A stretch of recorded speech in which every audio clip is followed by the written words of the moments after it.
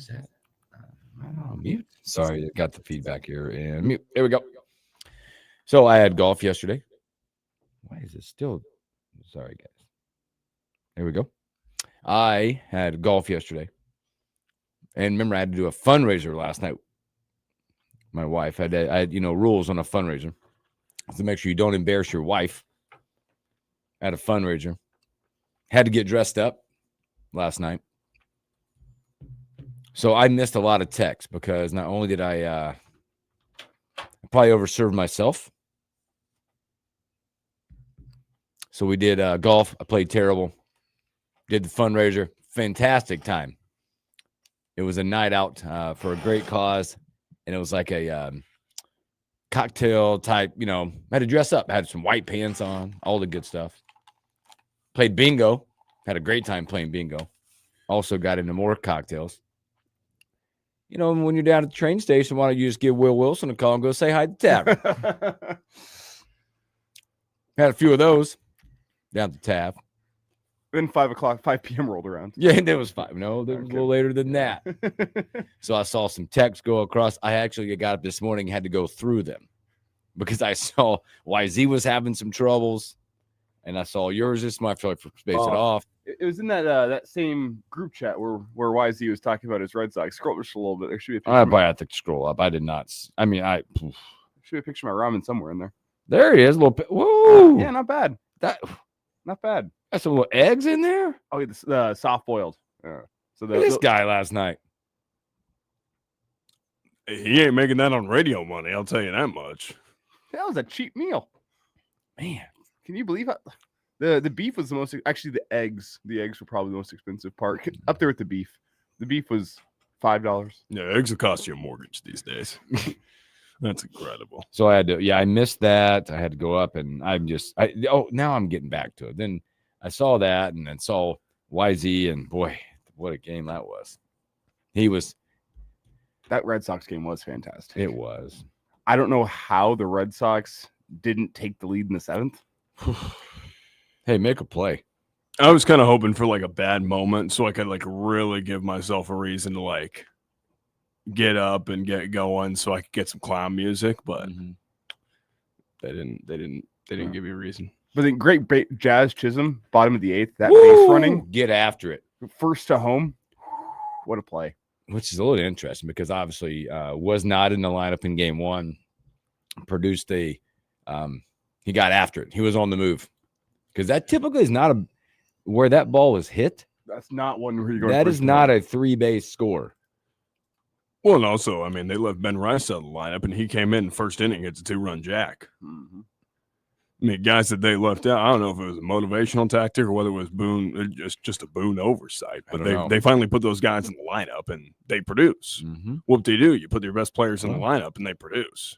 That, and credit Boone last night because I gave him a little bit of crap in game 1 on making the pitching change. He stuck with the guy last night, and it paid off for him. I really questioned the whole analytics of righty-lefty when your guy, Fried, was cruising in game 1, stuck with his guy, and they got it done. They now go to game 3. They win 4-3. These were as expected last night, I believe, and all of our thoughts were the Guardians' big inning. They take control of that game. They win 6-1. I think we picked all the results yesterday. Picked all the results. We thought they would be splits. We thought Padres would even it up. That felt like a series that was going through. They get a big home run from Machado. Their bullpen's nuts. Yeah, that Padres bullpen 5 1/3 is just super ball. Dylan Cease was cooking yesterday. Yes, he was. He should have been a Cardinal. He's great. And then we also were trying to quietly pick the Yankees yesterday without making poor YZ hate us. Well, man, he was happy. We taking down that path of like, hey, this couldn't do it. He was all happy yesterday. He had his Boston gear on. He was playing. He was taking. He took his position yesterday on the 1s and 2s to give it to the Yankees yesterday. Would play in "Start Spreading the News." Just a lot of those songs. I mean, Karma might have got him yesterday a little bit. Karma definitely got him yesterday. This is why when you want your team to go do something, a la my Oklahoma City Thunder, you say they're not going to do crap until they do stuff. And then when they do stuff, then you go around and say, see, I told you so. And then nobody checks the receipts if they're smart. Yep. And then as expected, the nightcap Dodgers put an end to the Reds pretty quickly. As expected. Thank the Lord. Yamamoto on the mound was really good. 9 strikeouts over 6 2/3. Betts had 4 hits in the game. Done. Good night.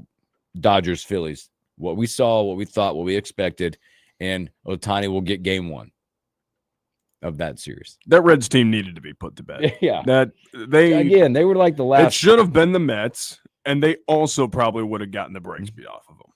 I mean, that's kind of who they were running. Yeah, against. They ran against the Dodgers team that's geared up to win a postseason. I mean, borrowed time for the Reds.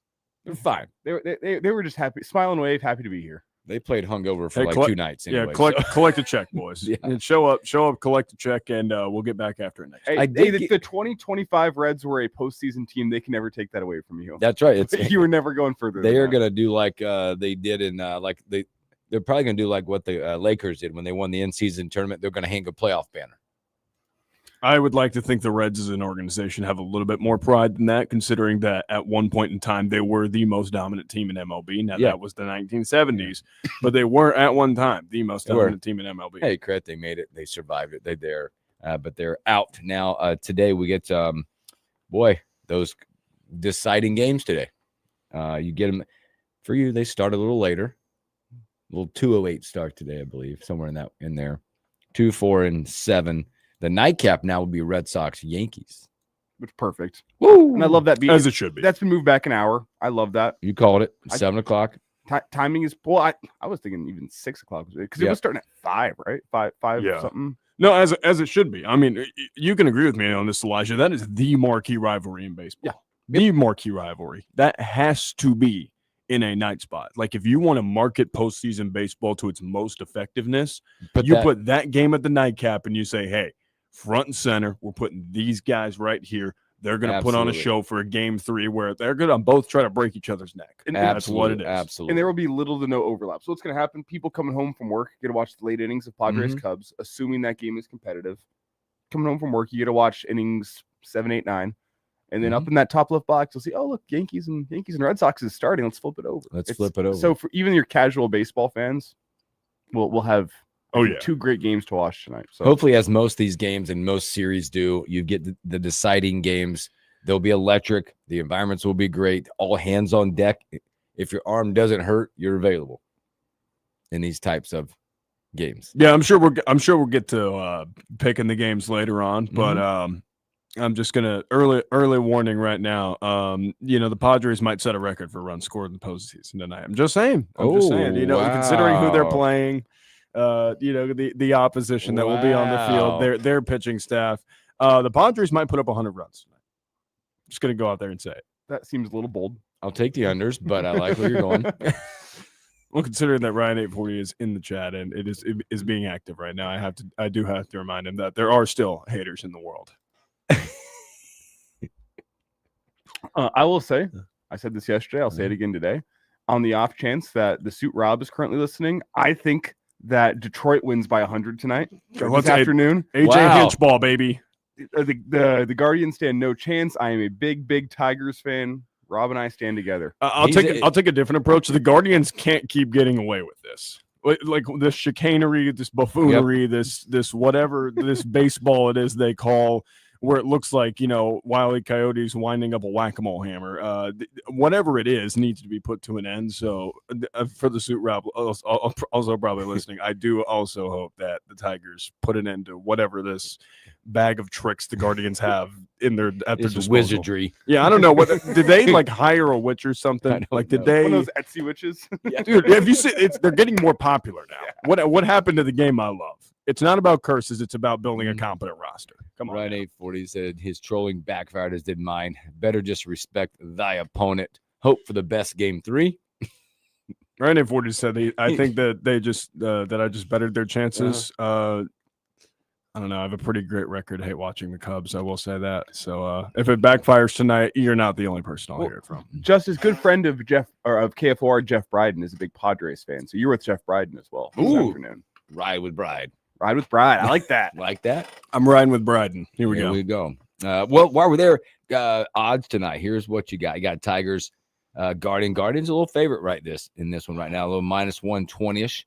If you're looking at from the betting side, Padres, Cubs, a little closer. Cubs are slight favorites in this one, minus 110, 118 in there as well. Yankees, heavy favorites, minus 160-ish, 170 in that range tonight. Hope the Red Sox jump out to like a 6-0 lead in the first inning. Wouldn't that just be incredible? And then the Yankees just battle back. And they chip away. They chip away. They chip away. They get so close that Aaron Boone can say just enough about how they're fighting and they're competitive and they were in that game. And then they lose in the most heartbreaking fashion possible because that's the new era Yankees. Oh, you're feeling it. I am feeling it this morning. Like this. You know, you think about a lot of things when you have a train about 500 cars long, you know. They're expecting runs in games. The overs are 7, 7.5, 7.5 in these 3 games. So some runs being scored, maybe 100. Justice, what year were you born? 2003. 2003. I thought you were 02 because Connolly Early for the Red Sox was born in 02. Yeah, no, the Red Sox in 04. Don't remind me. So if you're wondering, Connolly Early steps into a big spot, being a guy who's just I'm old. I think a little under a year older than you. Yeah, I am old. Steps into a big spot tonight. Or you can flip it and just say that I'm really young. You're really young. Let's go with that. There you go. Let's go with that. We can pivot it that way. I think I put a pair of shorts on last night that were older than you. How do you guys feel though with the Red Sox putting they're putting a kid out there? No fear. Let it rip. I guess there might be some like youthful exuberance. Like there might just be some naivety to it where he just goes, "Oh, am I in the postseason?" He doesn't know better to have pressure. Yeah, like in order to have pressure. Yeah, because like some of those like tenured guys, like you'll get a guy like Evaldi who I don't know if is human. Like we might just need to test to make sure he's not a robot. But you'll get some guys out there that are just older and of that ilk where they're just like, "Hey, I'm a gamer no matter what." Then you'll get some young guys that just kind of go out there and they just really don't know better about themselves. Just ironically, kind of what the Reds were, where it's like they just had a bunch of guys who kind of didn't know better. Yep. So you just go out and you kind of play pressure free. No fear. And it's also an expectation in these games. You have to figure out what they're trying to do. Hey, you got to go out there. You got to get me 3. Get me through 3. Go all at it for 3, 2, whatever it is. He's going to be on account of going, I need this many outs per se. That's what they're going to go for. A lot of these games, these are games where management comes into real play on quick decision making, short leashes. Like even a guy like you, Darvish, I bet you's on a short one if it gets too sideways. Into a spot of trouble. Yeah, too sideways. It's postseason baseball. This is where you start looking at managers and who has the edge in those situations, who can make those calls, who can get ahead of what they got going on. And that's the thing about a win or go home game.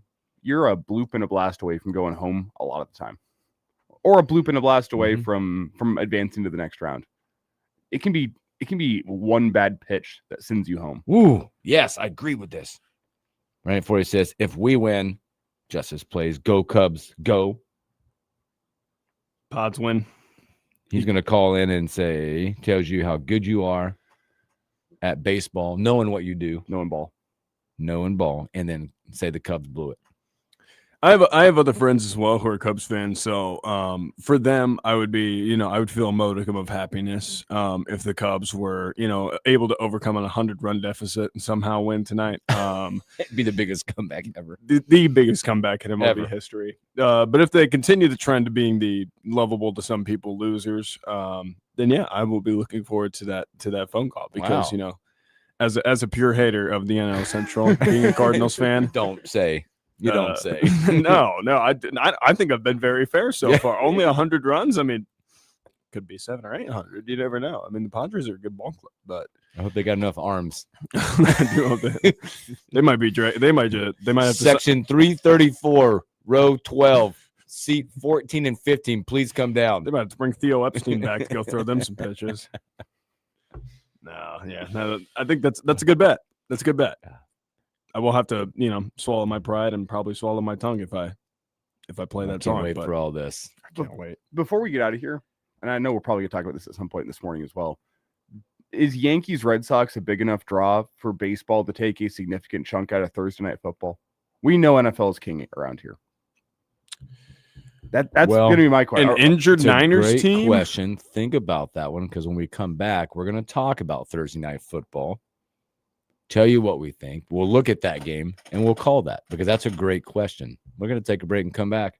Amazon Prime Night, Thursday night football when we return.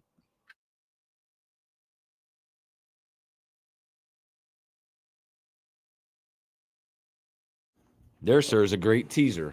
Took's giving the great promo. Amazon Prime Night. I always call it that because it's like my wife is always make fun of her. No, I always say every night I say something on Thursday night because we'll be watching the game, me and the boys, and she's on her phone. I'm like, oh, Amazon night, huh? And she's usually playing a game or something. So there's just the Amazon theme around your house. Yeah, it is. I mean, I get alerts. Well, you heard what Randy Orton said. You know, sometimes kid happiness is you just take the boys and you watch ball, or you play video games, and you just hand the wife the iPad. That's it. And she's over there just as happy as ever. Yep. And hey, you don't have a care in the world. Because you're not having a care in the world. Last night, I was like, I was not balking at the fundraiser, but I'm like, I'm not a big dress up guy. It's some sweet white pants on. It's pretty sweet. Got to make sure you don't have any red wine around. Oh, I did not. It was a bingo night, which is for a great cause. We were there and had great friends around us. I got super competitive at bingo all of a sudden. Hey, I'll tell you what, bingo gets. Oh my gosh, I might have threw my little dopper thing twice on the ground. I'm like, what is this? Call a number. Hooksy, you're gonna love retirement homes. When Hooksy's complaining about the pace of play of bingo. When I was getting more mad again, there was a plethora of tables right at the train station, which is a great little venue for dinner, whatever. And each section, so they had 4 different sections of bingo. Each section had 4 winners, except for one. There went 4, 4, 3. It's like 10 different winners. I couldn't even get like close to winning. Like, well, that's the third winner. What am I doing here? Right. No, Ryan at 40, you do have a bet. This is a bet. Wow. I'm a man of my word. Just know that. We got a bet. We have a bet. We have a bet. We have a standing bet. He's just giving me more of a reason to hate watch the Cubs. Which ironically means they get viewership dollars. But you know what? It's a small price to pay. As Pete Weber once said, love me or hate me, you watched. True. I'm more on the second part of that spectrum. But yeah. But you watched. I did watch. Or you will watch, I guess. Is that right? Who will outdupe the other? The Cubs, the lovable losers, or the Padres, the perennial non-World Series winners? I don't know. The Padres are kind of wild card kings. I mean, go back. I mean, they beat a juggernaut Cardinals team in a wild card. Don't know how they did it. Well, they weren't also a juggernaut. They were also a juggernaut, kind of. That's true. They didn't know any better. Yeah. Will Myers. We lost to Will Myers. There's not a good pain. Will Myers.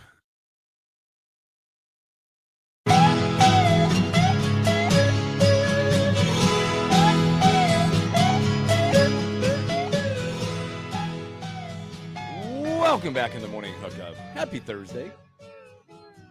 Tonight, as I always call it, Amazon Prime Night, Thursday night football. You're gonna catch him singing one. We're gonna get it. Yeah.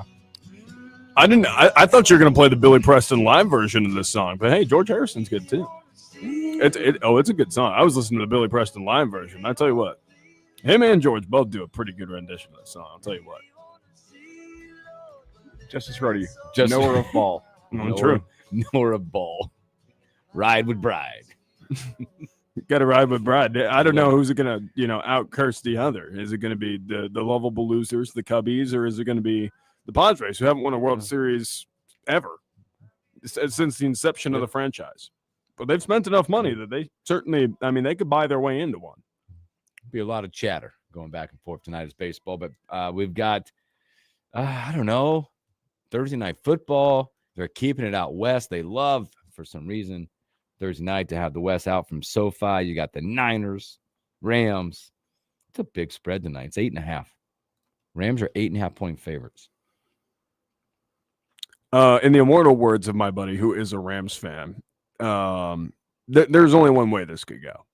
the Niners win this game, and then the Rams later in the season go on the road to whatever they're calling wherever the Niners play now. It used to be Candlestick Park because we used to be a proper franchise. I think it's Levi's Stadium now.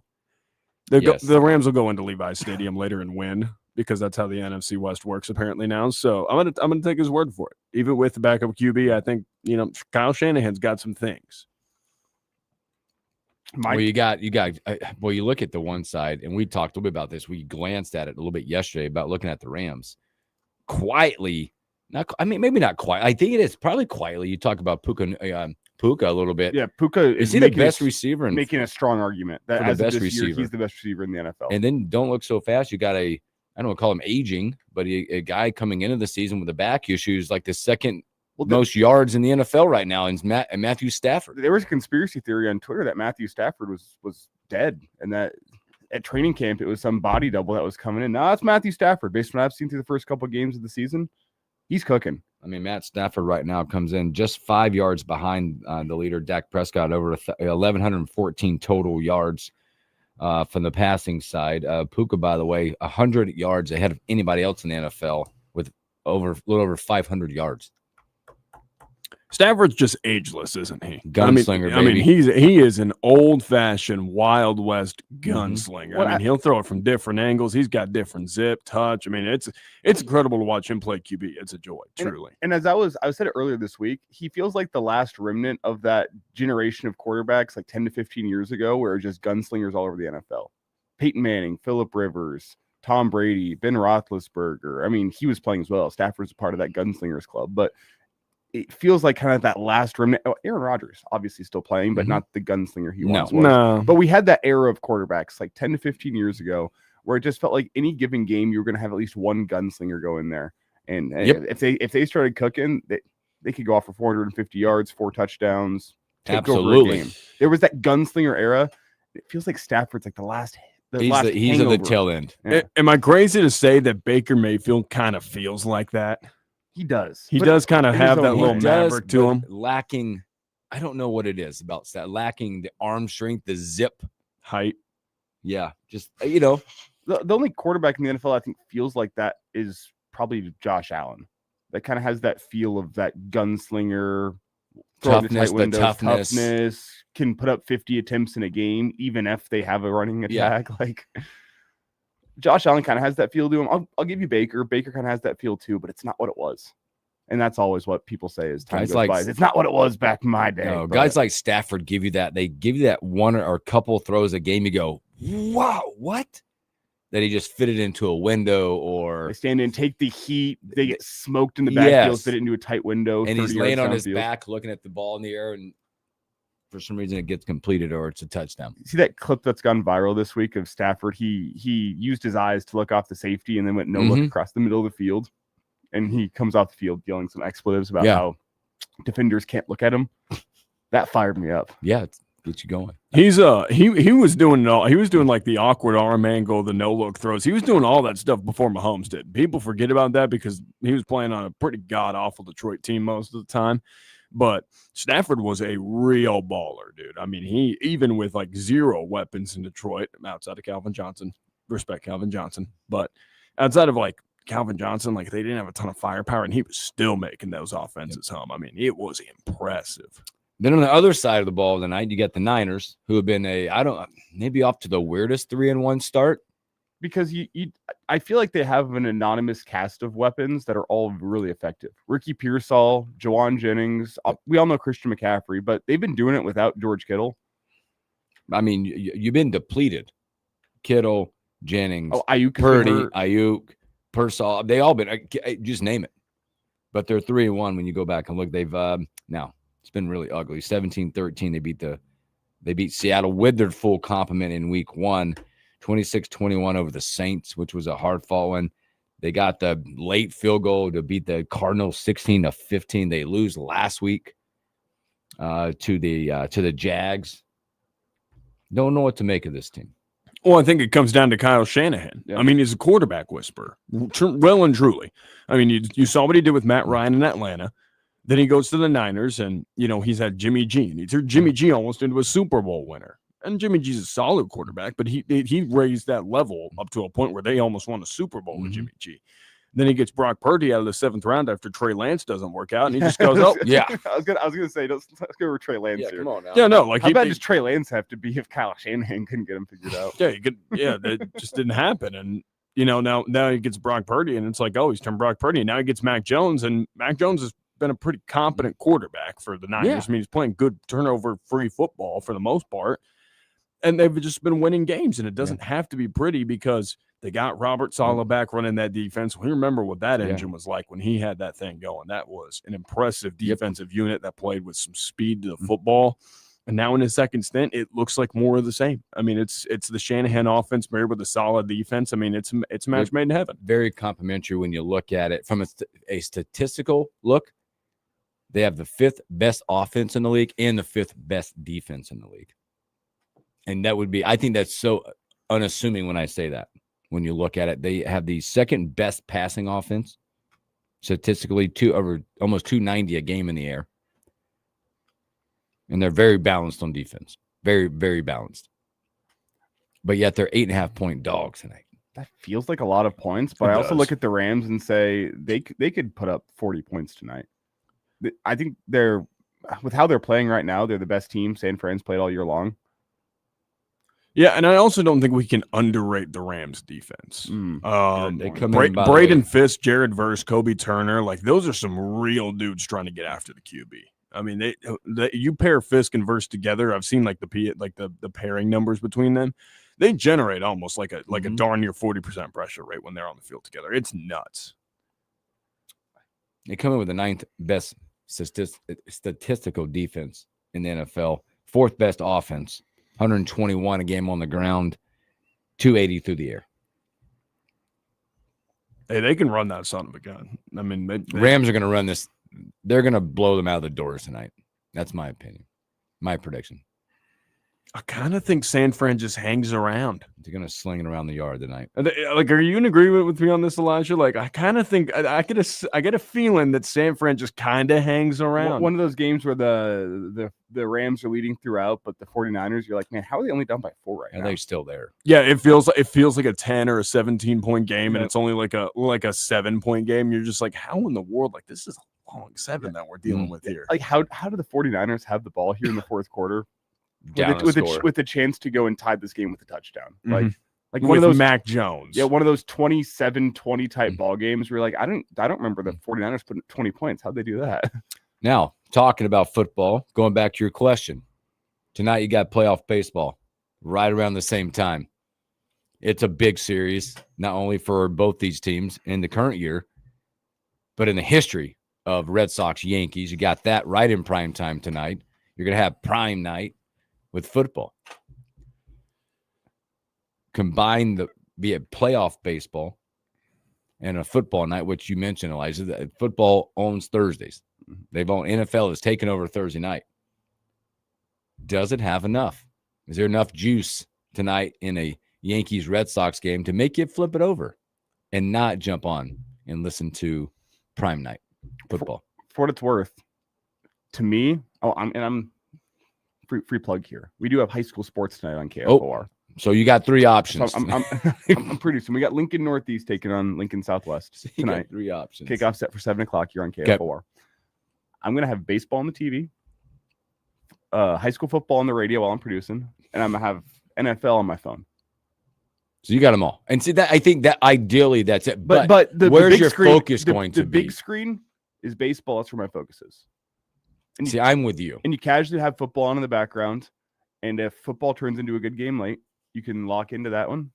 If baseball is close late, you can lock into that one. But through the early innings and through the first half, I think I'm watching baseball, but keeping an eye on football in the background. See, big screen for me tonight, it is baseball, baseball, baseball. I will be one that will be checking in on my phone for football. Be like, all right, what's going on? Because you feel like there's a lot of energy and excitement in the baseball side. You never know what could happen.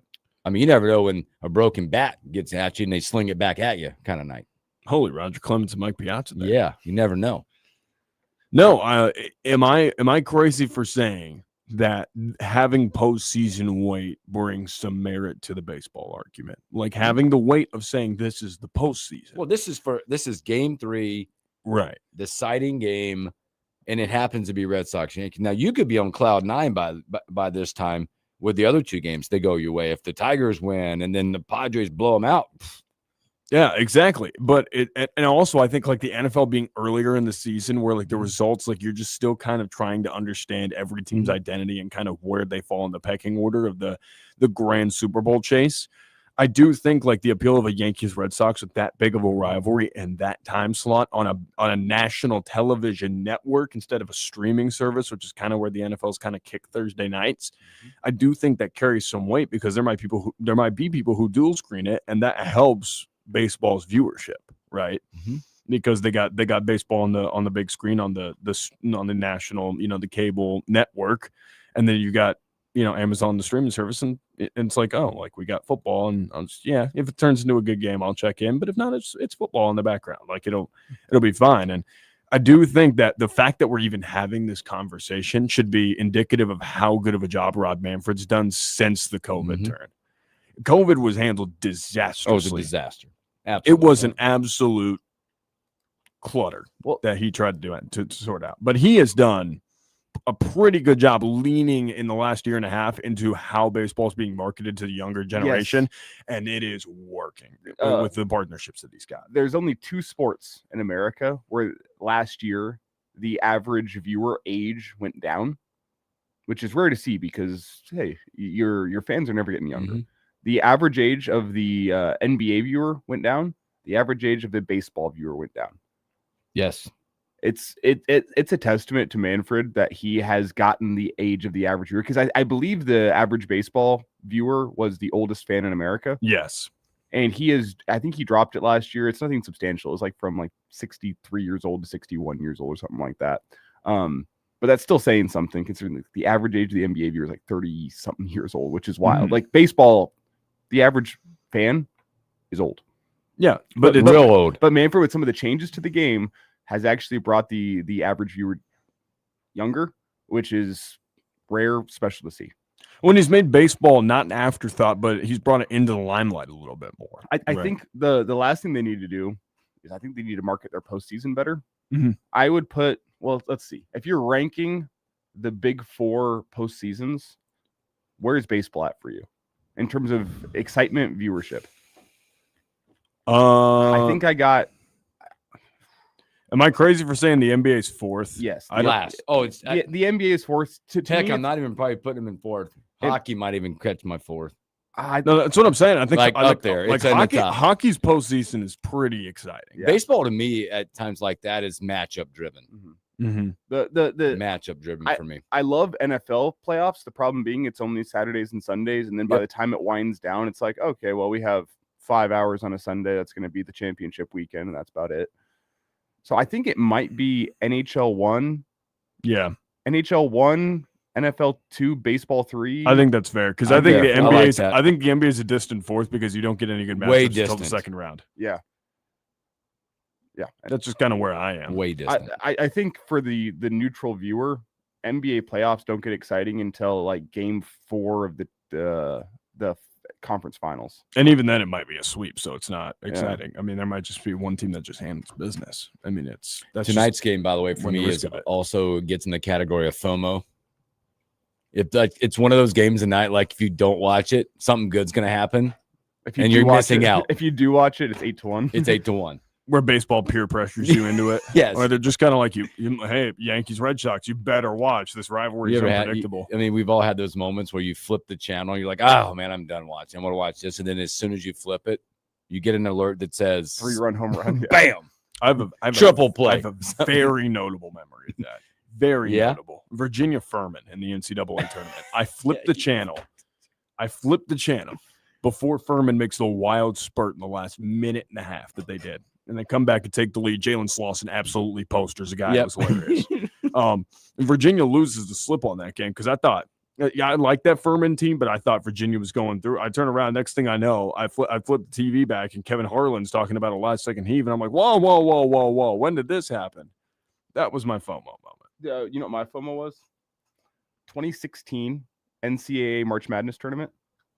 Texas Tech, the Alex Caruso team.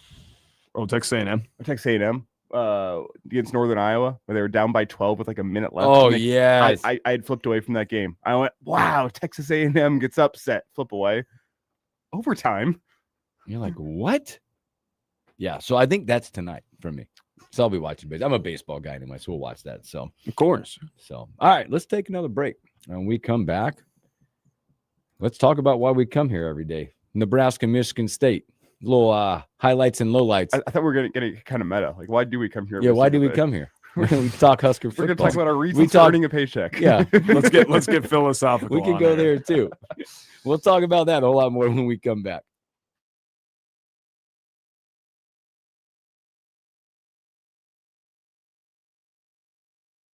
We come here for the people. I come here for money to make ramen on a Wednesday night. Yeah, I mean, you need it for that kind of ramen. Whew. It wasn't that expensive, believe it or not. No, he's making bougie ramen. I refuse that ain't our ramen. I assumed whenever we were talking yesterday. That ain't oodles and noodles, brother. I'll tell you that much. on my lunch break yesterday, when you were talking about grill, I'm like, I don't think he knows what type of ramen I'm capable of. Oh, I knew, but I just thought we talked through the grill process last night. We did, but then that was a great idea. But on my lunch break, I went, I don't think Hooksy knows what I'm about when it comes to ramen. He's probably thinking like this is coming straight out of a package. No, I knew where you were going.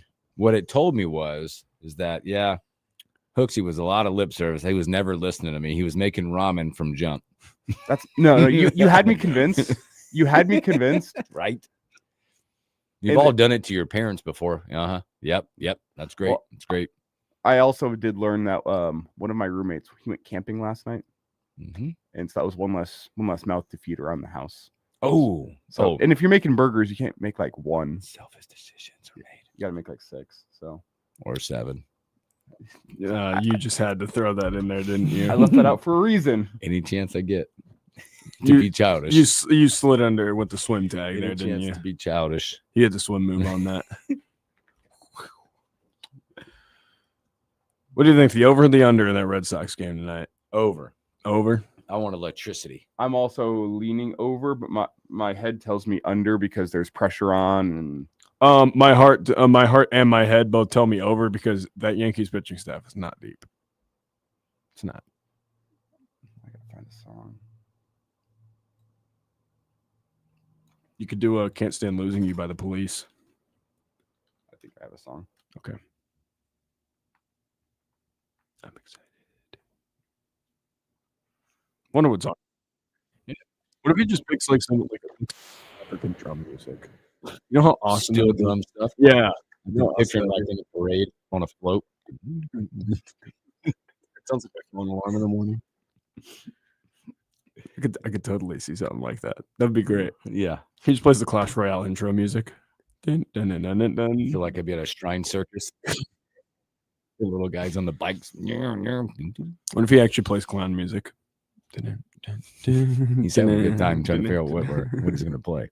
Oh, no, I got it. It's themed out, probably. It's not that themed out. It's just...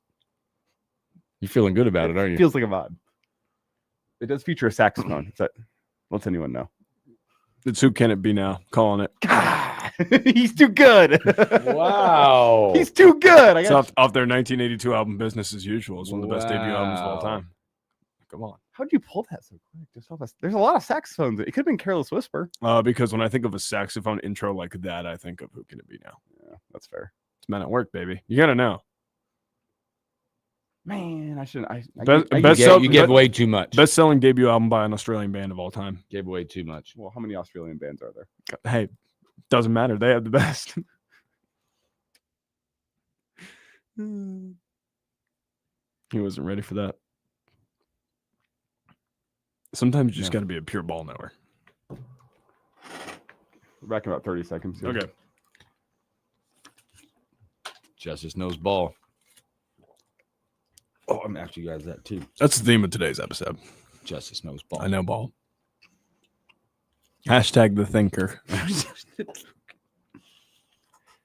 By the way, about 5 minutes ago, I finally got Marco's pick on Michigan State, Nebraska. I think it kept him up all night. He said, "Psych, I'm not picking the game." Oh, he said, Gabe and I, we exchanged texts last night. He's like, get me away from this game as quickly as possible. Coming back.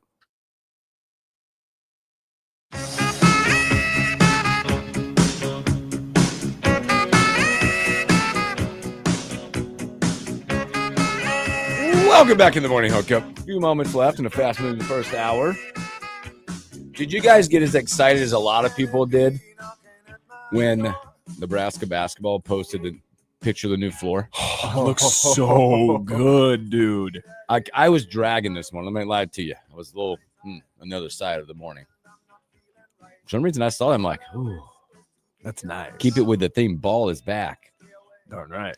And let's be honest, because there's a lot of purists out there going, wait a minute. Let's be honest. The court last year with no state outline on the floor left a lot to be desired. That was weird. It was a weird energy in that arena. And I love this the size of the state outline. It's shrunk down from what it was last time we had it, where I don't think we'll be seeing many 3-pointers from the Panhandle. Maybe I'm wrong. But that used to be fun with the last court. Is you could like pick it, like that's from Ainsworth. Yes, from Scotts Bluff. Like you could pick a Nebraska town from where they were standing near mid-court. He's shooting from Sydney. Yeah, yeah. Herbie now. I don't think you'll do. But that thing is fired me up. Looks beautiful. Yes, it does. The state outline looks great. It is it's what Nebraska basketball should be. And you have a unique and actually somewhat distinctive state outline compared to a lot of states around here. Because what's Kansas? A box. What's Colorado? A box. What's South Dakota? A box. Yep. Wyoming? A box. Iowa's got like a bit of a look, but it ain't the Panhandle of Nebraska. Use that distinctive state outline. If the court fired me up, I'm like, you know what? Because a lot of times when whatever you're looking at, court designs or end zone redesigns, leave a lot to be desired. Obviously, Nebraska has been football design in their end zones have been criticized, but that wouldn't fire me up.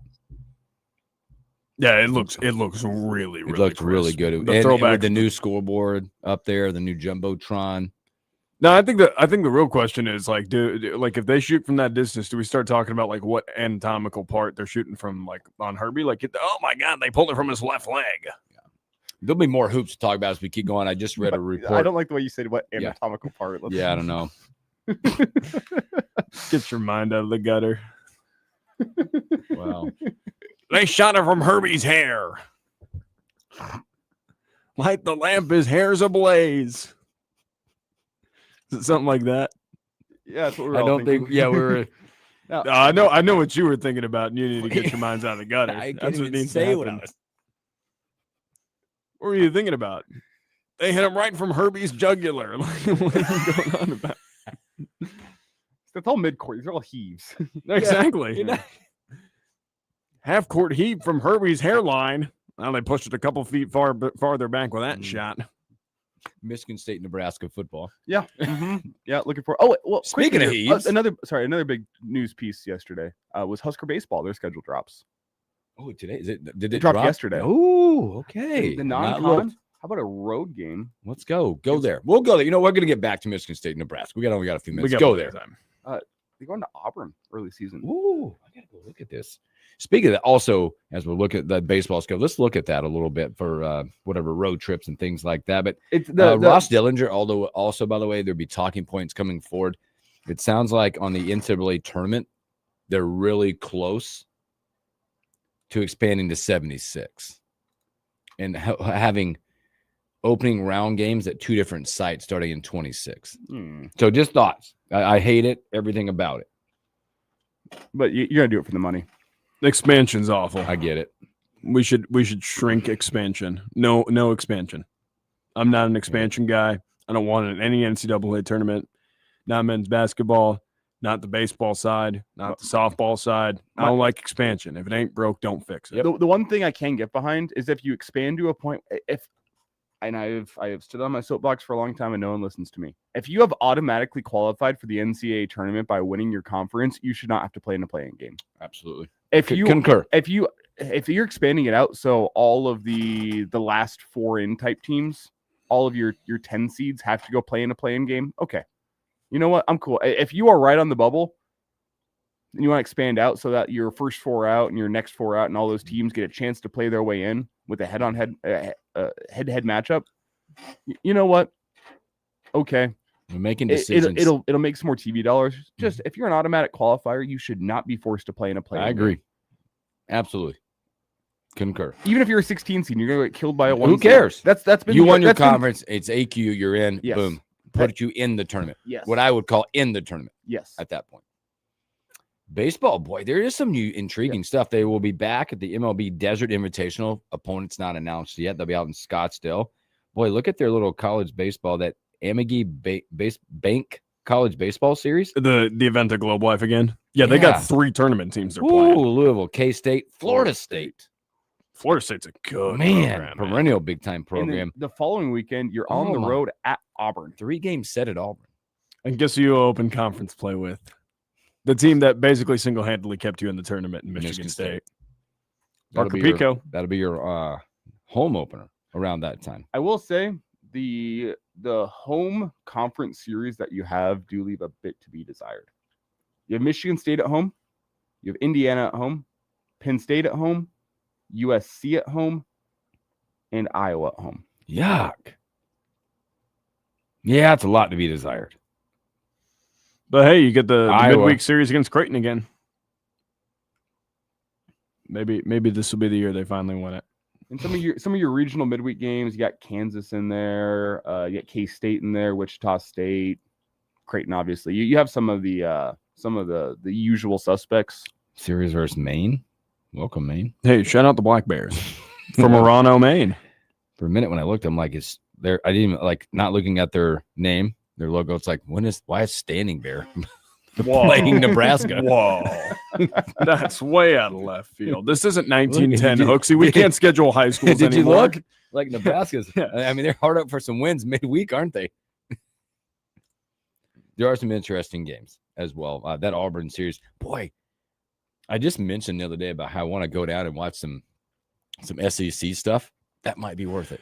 You know what? That might be worth it. You know what? Current MLB shortstop played their baseball at the University of Maine and was drafted in the 3rd round. No, Jeremy Pena. What? Yeah, Jeremy Pena was a University of Maine Adorano Black Bear. Really? Yeah, did not know that. Drafted in the 3rd round. I'm not joking. I never would have guessed. Never. There you go. He knows ball. Where's he originally from? Oh, it's not Maine. Tell you that much. I thought so. It's not Maine. Let's check out. If he's from Maine, you got me. Hands up. You got done. Me. Santo Domingo, the Dominican Republic. I knew it. I knew he wasn't from Maine. That's not Maine. His family, though, at age 10, moved to Providence, Rhode Island. That's not Maine. Also Still not Maine. They actually moved to a state smaller than Maine. Shut up, Maine, though. Shut up, Maine. But he was big Maine theme going today. Jeremy Pena was drafted in the 39th round following his high school career by Hooksy's Atlanta Braves. Hot Atlanta. Instead, though, he went to the University of Maine. As one does. What a great noted baseball powerhouse, University of Maine Black Bears. What a great hour. Thank you guys for entertaining us and letting us entertain you. Coming up after the break, our main man, Marco D'Angelo, wagertalk.com.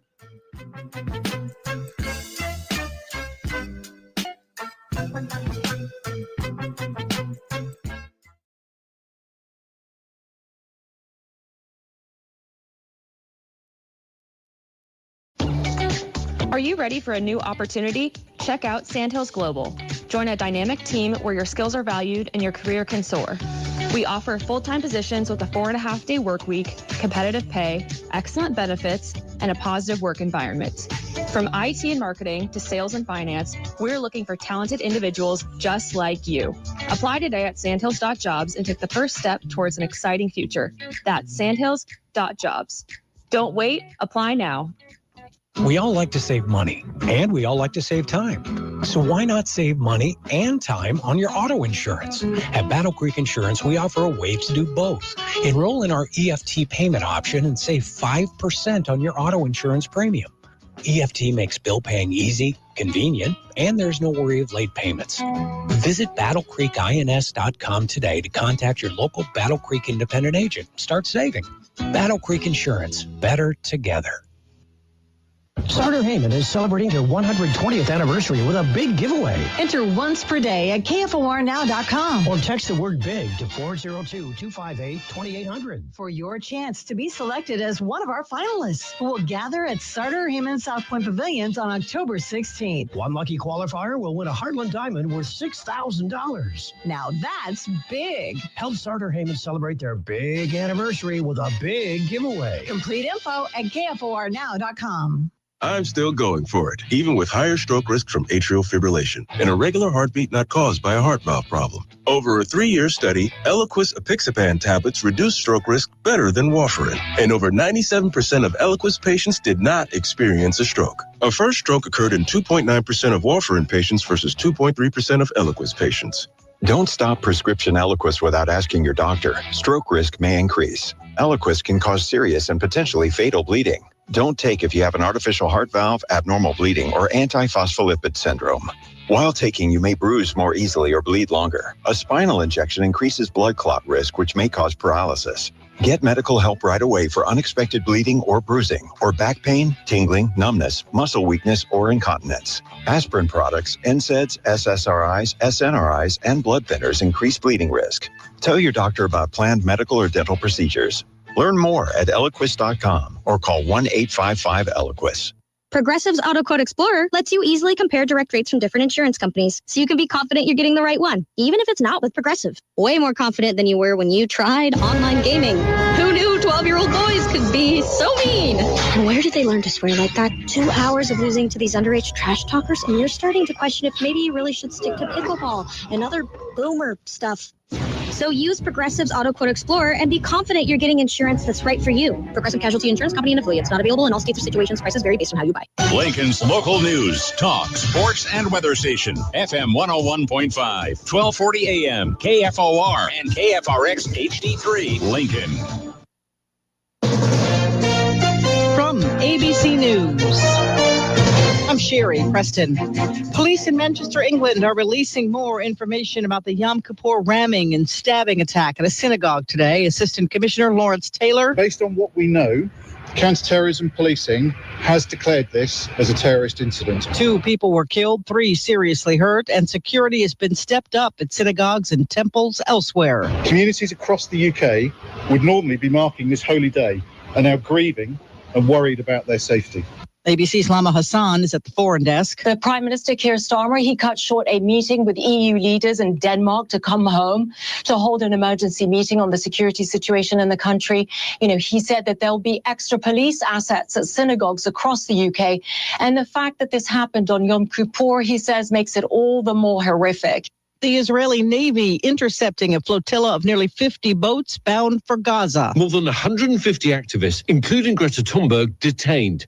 Israel's foreign ministry sharing a video of Thunberg and others saying they were safe and had been escorted to an Israeli port. The Global Summit Flotilla, made up of more than 40 boats, was attempting to bring aid to Gaza and open a humanitarian corridor. ABC's Ian Panel in Tel Aviv. On Capitol Hill, House Speaker Mike Johnson says, don't blame Republicans for the government shutdown. Don't ask the Republicans what we should be doing or what we should be negotiating. I don't have anything to negotiate. I sent them in good faith exactly what they had voted for before. We did not put any Republican provisions in that. And we tried to make this very simple. Democrats say they're holding out until discussions can be held on restoring Medicaid funding and continuing subsidies to help Americans pay for health insurance. President Trump says he is meeting with his budget director today to discuss permanently firing some of the government workers who have been furloughed during the shutdown. The Dow is down 80 points. You're listening to ABC News. My doctor told me my cholesterol is borderline, so I took control with Garlic Healthy Cholesterol Formula. Garlic helps maintain healthy cholesterol safely and naturally. It's odor and taste-free, and Garlic is a world leader in garlic potency. I'm taking charge of my cholesterol with Garlic Healthy Cholesterol Formula, cholesterol's natural enemy. These statements have not been evaluated by the FDA. This product is not intended to diagnose, treat, cure, or prevent any disease. The term natural references only the garlic in the product. Use as directed. I'm Ed Evans, Franklin, CEO of Consumer Cellular. Ever wonder why Big Wireless wants you on an unlimited plan? They probably want you to cover the cost of those 20-somethings using all that data every month. But most people 50 and up like me only use 12 gigs or less. Don't get bamboozled by Big Wireless. Switch to Consumer Cellular. Our plans start at just $20. And we use the same towers as the big guys. Join the millions who choose something better. Because if you're not using all that data, you're probably getting used. Call 1-888-FREEDOM or visit consumercellular.com/facts. Plans include $5 credit for auto pay and e-billing. See site for additional facts. Nebraska's congressional leaders weighing in on the government shutdown. Good morning. I'm Jeff Moats. We're at 72 degrees at KFOR. It's the second day of a federal government shutdown, and during the first day, lawmakers in Washington failed again to pass 2 funding bills aimed at budgeting the government. Votes on those bills mirrored what the votes were Tuesday before the shutdown.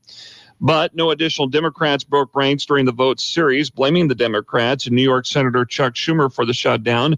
Nebraska Republican U.S. Senator Pete Ricketts told reporters that they're being hypocrites. They voted for 13 continuing resolutions under Joe Biden.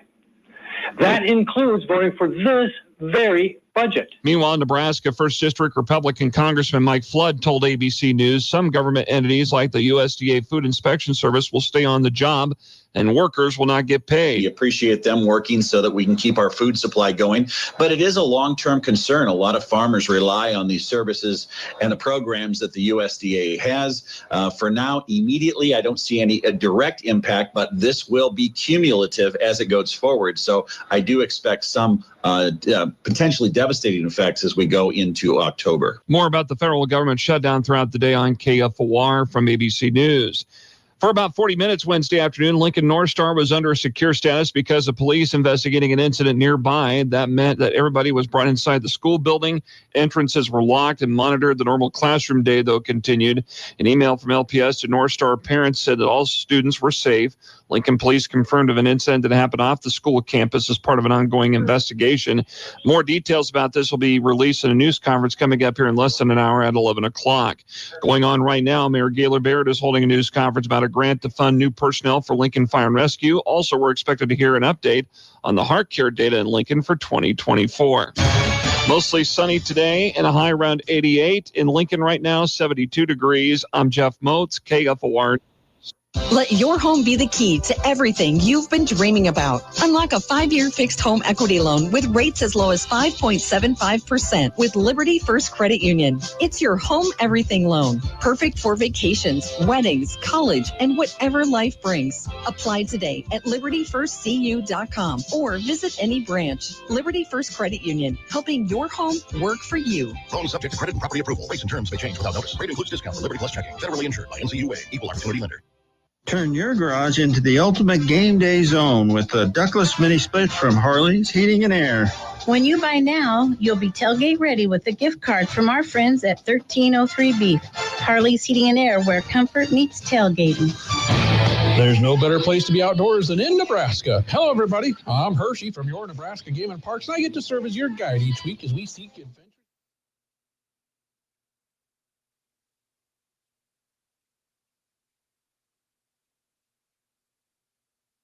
This is the Morning Hookup on KFOR. I just died on your arms tonight. It must have been something you said. I just died on your arms tonight. Welcome back to the Morning Hookup, hour number 2. Thanks for hanging out with us. I don't know what happened during the break. There was another update on the scoring total for tonight. He had an epip. I don't know what it was, what you're seeing, what vision you're seeing. He's predicting the first Major League Baseball mercy rule. The Padres are now going to score 600 runs. It might take us an entire calendar week to get through this, but they will score 600 runs. It went, I don't know what it was, but over 7-8 minutes that we were gone, he times the run total by 6. What's that lineup look like? Babe Ruth, Hank Aaron, Ken Griffey, the Monstars, the Monstars, Mark McGwire after a bunch of steroids, and the Cubs get shut out. We got Roger Clemens. It's 600-0. We got Roger Clemens. We got Pedro Martinez, Randy Johnson. Randy Johnson's gonna be throwing from 38 feet. The Padres are just gonna monster all their abilities. Man. Congratulations, Elias Diaz. You're now Mike Piazza. Let's bring on our guy from WagerTalk.com, Welcome into a strange conversation here. Marco, what's up? Hey, guys. Another week. Doing good here on the show. We got to keep it rolling.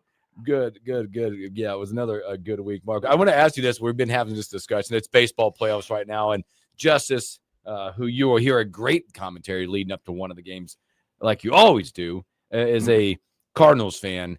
He just hates the entire NL Central, right? He just hates it.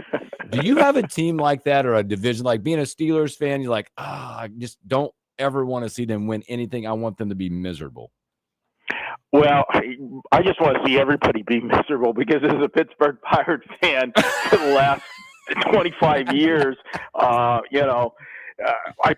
what I despise the most baseball is seeing the teams with the big payrolls.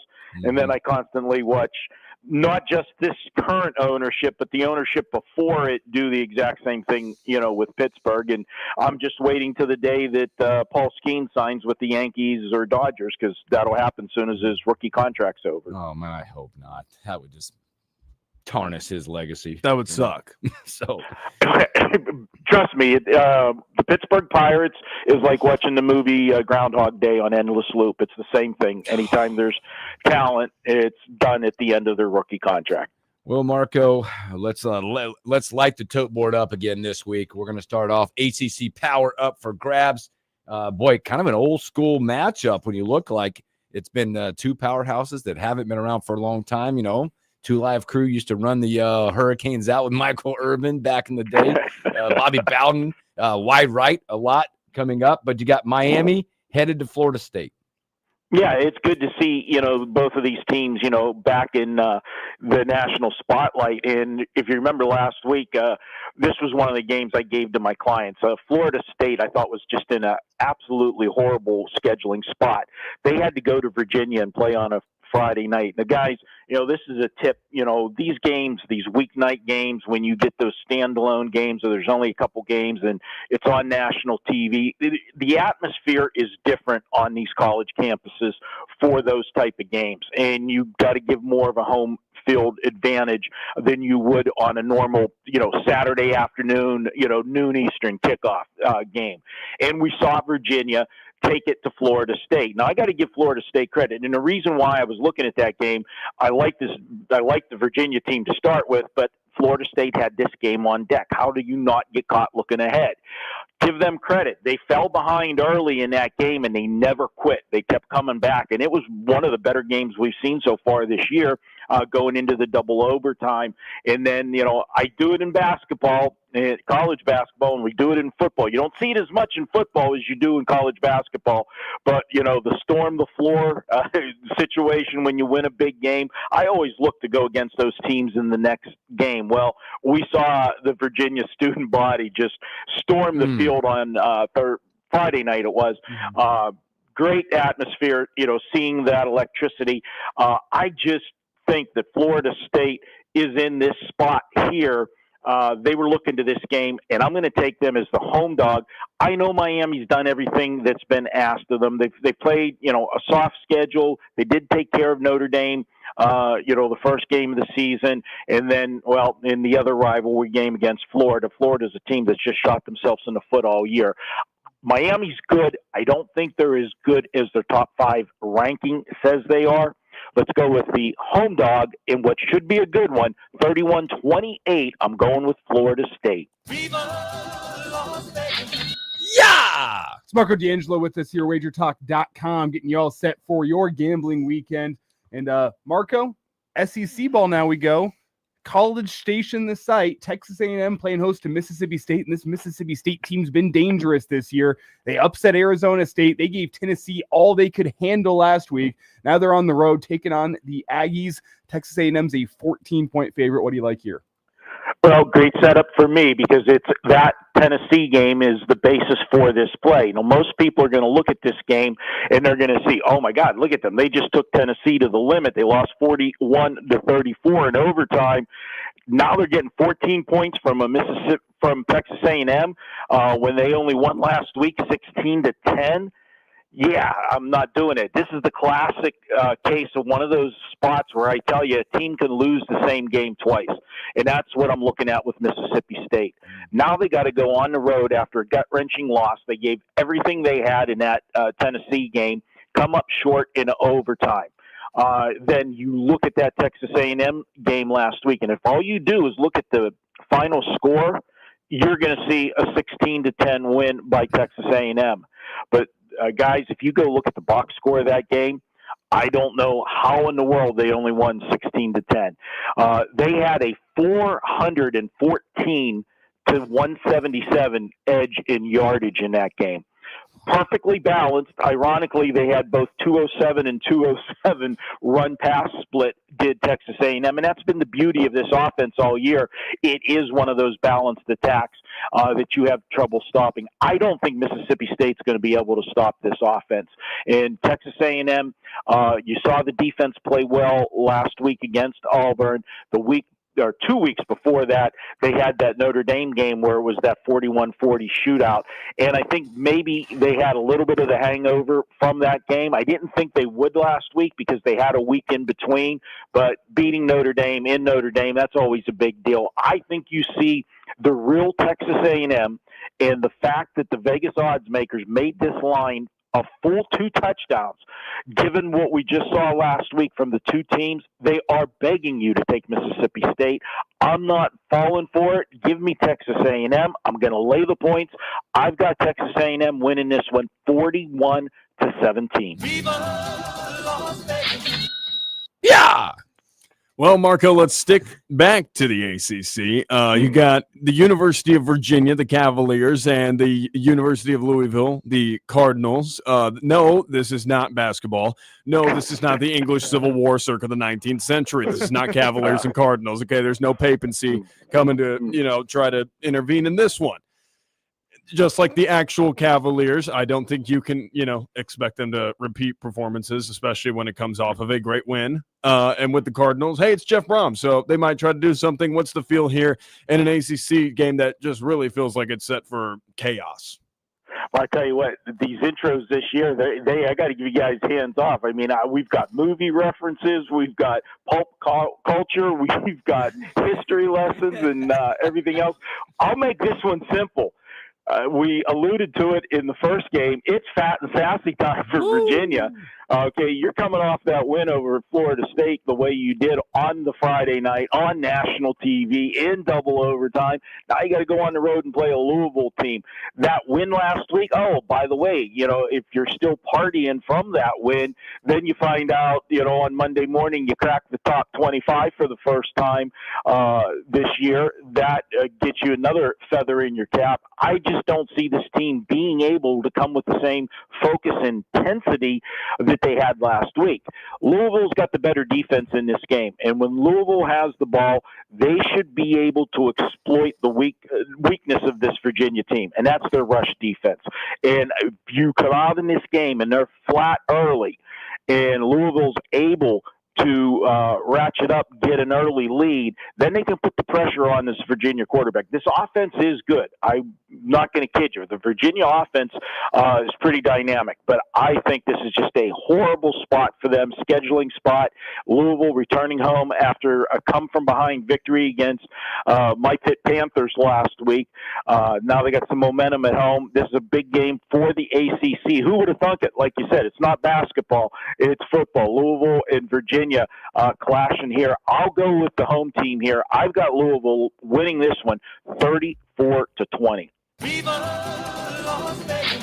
Yeah, well, Marco, Big Ten time, Nebraska time. I know this game, we went back and forth, probably kept you up all night. You didn't know which pillow to use, the soft, the hard pillow, and you woke up early and you dreamt about it. And it's Michigan State, Nebraska. Aiden Childs on one side. They're 3-1. They're coming off their losing their first real opponent of the year. Nebraska, obviously off a bye week. And the first time since 2021, they're a double-digit Big Ten game winner. Yeah, this is a spot here that in your detail of my night last night was pretty close because I will be honest with you, of the 8 games that we're giving you today, this is my weakest vote of the 8 games. I always try to, allude to that to you guys, but we got to talk about Michigan State and Nebraska. First off, yes, they had that big game in their last game. Now, the fact that they had a week off is going to make me go ahead and look at Nebraska. If the Michigan game would have been last week instead of 2 weeks ago, I would want no part of Nebraska. This would be the classic where I'm telling you, lose the same game twice, especially because of the situation that we've had with Nebraska in their, them and James Franklin don't do well with top 25 teams. Okay.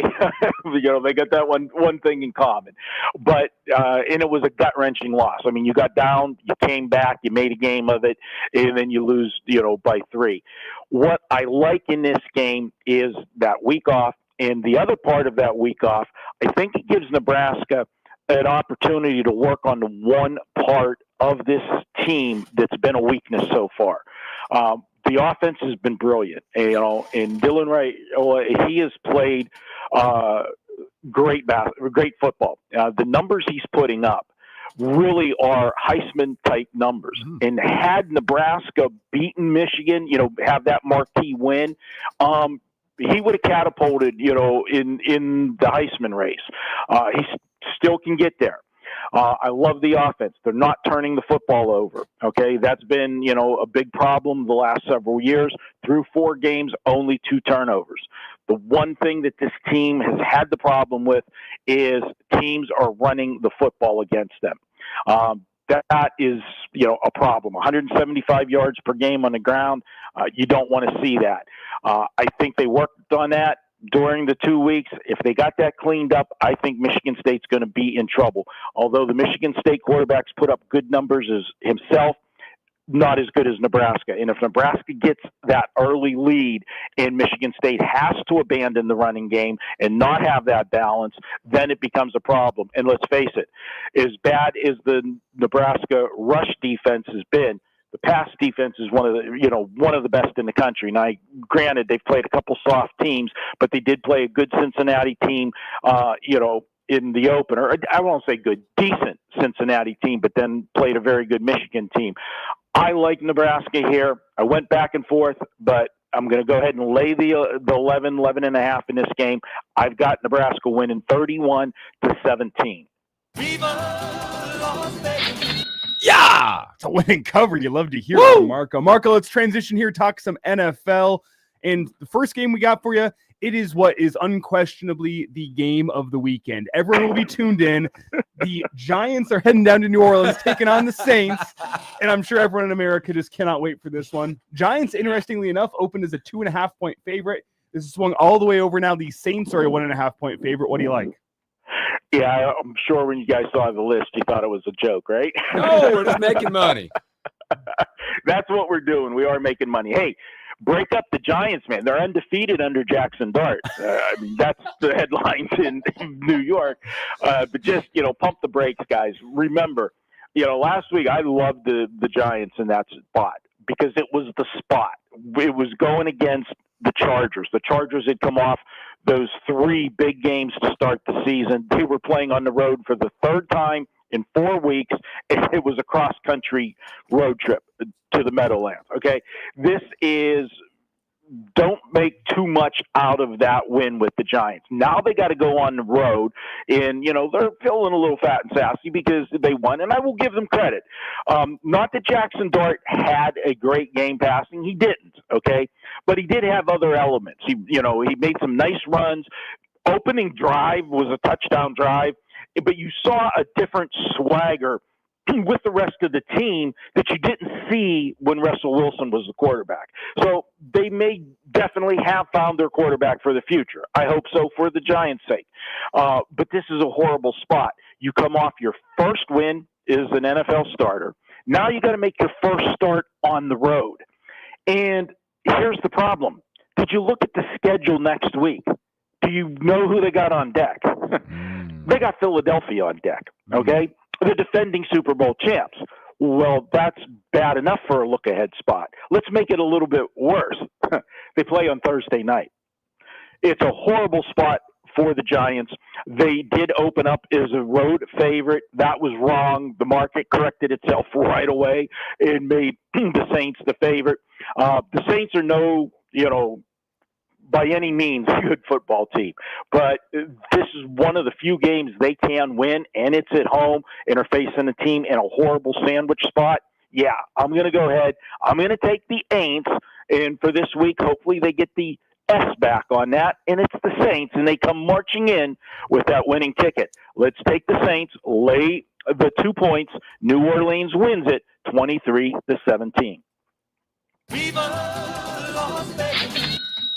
Yeah, Elijah, get ready. Here it goes. Never been more ready. Well, here it is. It's Elijah's Broncos against the Philadelphia Eagles, last year's defending Super Bowl champions. Everybody groaned collectively. Okay, now that we can get to some serious topics, with Jalen Hurts passing, a broken clock is right twice a day, and it feels like that it has to be a lot more often than it is.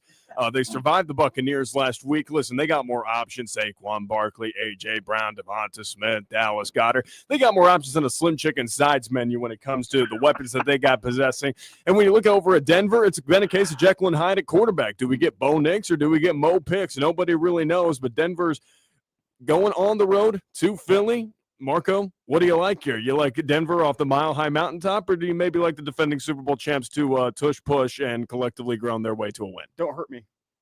I want some Slim Chickens side dishes with my wings. That's yeah, baby. You know what? You look at this game, and as you're describing, the Philadelphia Eagles and, their season thus far, doesn't it kind of sound like the Kansas City Chiefs from last year? Mm-hmm. They just keep winning and not impressively. They're 4-0, guys, by a combined score of 20 points.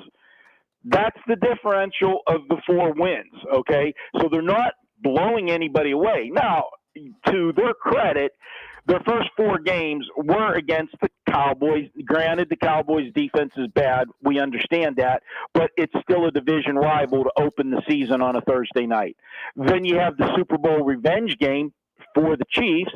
Then you play the very next week, another team with revenge on their mind, the Rams. You ended their season as well in the playoffs last year. And then you had to go to Tampa Bay. Now, last week, I got to give them credit. After those first 3 games, going to Tampa Bay, they should have threw a clunker in. They got a big lead. They held on late. Tampa Bay made their run like they've done in every game this year, but they survived. Now they come back home and play Denver. Denver finally got a win last week, comfortable win. But, again, it was against an easy foe. They're supposed to. But, just like I'll give you a horse racing reference, sometimes you drop a horse down in class just to get his confidence back, and things start to, work from there. Well, Denver had a convincing win in all facets of their game, and Bo Nix finally had a good game this season. I think the Denver defense can keep them in this game. I got to ask the question with Philadelphia, where the biggest question mark is, we knew he was not going to have the year that he had last year. It's just, you never see a running back come back and have back-to-back years like Barkley had last year. But the last 2 games, the running game has been absolutely MIA. I mean, what happened to it? I've got to look at this one. I got to think that Denver, plus the points, is a live dog. Their defense is going to keep them in this game all the way. And just as we said with the Giants, Philadelphia's got to look at the schedule too. They've got a game on Thursday. They want to get in and out as well and get on to that Thursday game. I think Denver's live for the upset here. I think Philadelphia loses their first game of the season. I'm going to take the 3.5 with Denver. Call it Denver 24, Philadelphia 20. Yeah! Yep. Marco, I just gave it up right there. You just made a guy happy on that one. Winning some things now the Broncos just need to go out there and perform. Here's another. We got 2 more. Thank you, Marco. Marco D'Angelo, wagertalk.com. This one's an interesting. You got Baker. We just talked about him a little bit. Philly last week, where they held Hurts to 0 passing yards on 0 of 8 attempts last week. But they got to get back up off the mat after a late interception in that game. and head all the way across to the West Coast to one of the toughest places in all of the land to play and take on the 3-1 Seahawks. Yeah, and you talk about got to travel all the way across. Is there a longer distance in the NFL from Tampa to Seattle? I mean, come on. This is a tough road trip. It is tough. As you said, they got to pick themselves up off the mat. This is where we put in the old, can you lose the same game twice? Because you had the defending world champs in your building and you came up short. And once again, and give this team credit, Tampa Bay is a gritty bunch. They've been down in every game this year, and yet they're 3-1. The rally fell short last week. But I'm going to look at the Seattle team, and, we're sitting here. We've got 2 3-1 teams. Remember when we were talking about the Kansas City and Baltimore game last week? The last thing we said is, think about this. One of the 2 teams is going to come out of that game 1-3. Who would have thunk that? I'm going to say it in reverse here. One of these 2 teams is going to come out 4-1. And the bigger surprise would be Seattle being that 4-1 team. And I think they're going to get it. Everybody thought that this, they weren't sold on the Sam Darnold experiment. Okay. Sam Darnold had the great year last year at Minnesota until that final regular season game and the playoff game. And that's all anybody remembered. They forget the entire rest of the season. You saw 2 bad games back to back, and they were at the worst time, the end of the season, and that's all anybody remembered. And Minnesota didn't re-sign him. He signs with Seattle, and people thought this is a rebuild process for Seattle. Here's the thing. Going back to the start of last year, how many NFL quarterbacks can put on their resume that they're 17-4 as a starter in their last 21 regular season games? That list is pretty small, my friends, and that's what Sam Darnold is. He's playing good football. He's not beating, making the stupid plays. The Seattle team is one. They've gone across country. They beat my Steelers. I like them in this spot. Plus the fact they said this has got to be a bad spot for Tampa. You can't, traveling across country. You can't keep coming from behind like that. Your luck runs out. And you look at this. They've held 3 of 4 opponents to 90 yards or less rushing. The only team to rush for more than 100 yards against Seattle this year was in week 1 when San Francisco ran for 119. They had rushed the ball 36 times to get that 119 yards. That's just 3.3 yards per play. I'm going to go ahead and take them in this one. I'll lay the 3.5. Seattle wins it 31-20. Yeah, Marco, last game of the day for you. It's the somewhat hometown Kansas City Chiefs. You hear all their games right here locally on KFOR. They are hitting the road, heading down to sunny Jacksonville, Duval. The Jacksonville Jaguars, 3.5-point home underdogs against the Kansas City Chiefs. Kansas City's not been playing great. Jacksonville has been. I'm kind of surprised to see the Jaguars as a dog. Well, you look at this one here, and this is what's going to happen. All right, the public's going to look at last week, okay? And the NFL is what your eye saw last. That's the way the public, reacts to things. And let's just pump the brakes, okay? Yeah, Kansas City won 2 games in a row. They went to New York and beat the Giants with Russell Wilson. And even though they beat them on that Sunday night football game, did you ever really, really feel comfortable about what you were watching with the Chiefs in that game? Was it a Chiefs win, or was it just the Giants' ineptness? And it was after that game that Russell Wilson got benched, 3 weeks into the season. Then last week is the game that everybody's looking at, okay? When the season started, Baltimore was pretty much everybody's favorite or second favorite to win the AFC. Okay, you were either Team Baltimore or Team Buffalo. That's basically the way it was. And they have not played well so far. I think there's something definitely wrong in Baltimore. I think it's more than just bad play. If you saw last week on the sidelines, you saw Lamar Jackson and you saw John Harbaugh, gnawing at one another on the sidelines. I wish I could have heard the conversation. That didn't look good.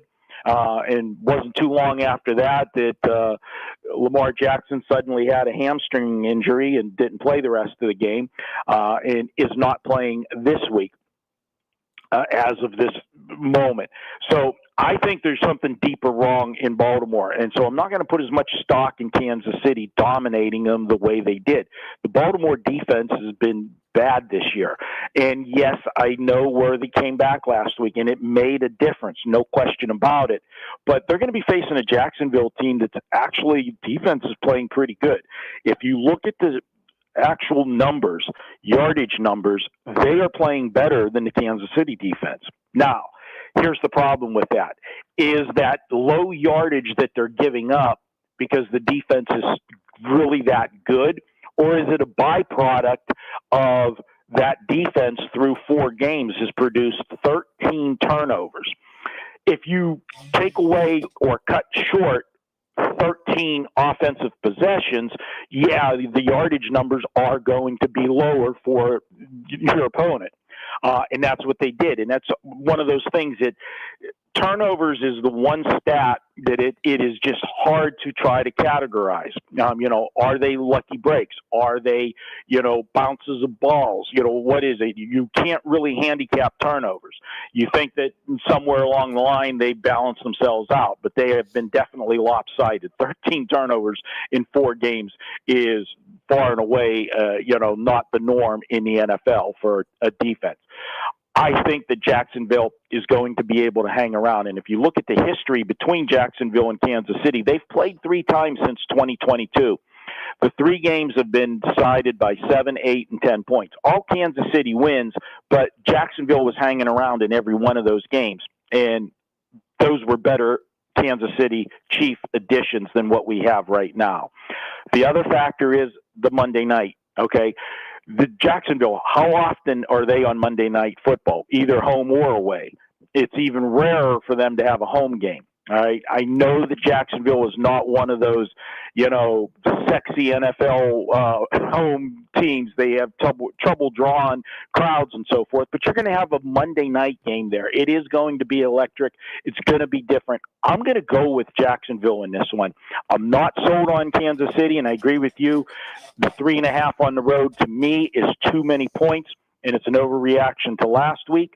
Give me Jacksonville plus the points. We're going to call it 23-20. Jacksonville gets the win. Yeah. Well, Marco, electric as always. Duval. There it comes. Knew it was coming. Electric as always, my friend. Let's tell about where we can find you at. And you referenced sandwiches a lot this week. Boy, you must have been at Marco's Deli quite a bit in the last few weeks. I'll tell you what, guys. If you've gone to Marco's Deli, you're eating good. Maybe not as good as Slim Chickens, but you're eating pretty good, my friends. 14-6 on the Deli. We've had 4 straight winning weeks. We've had each episode of Marco's Deli has been given out 5 plays, 4 college, 1 NFL, and we are 14-6 for the season.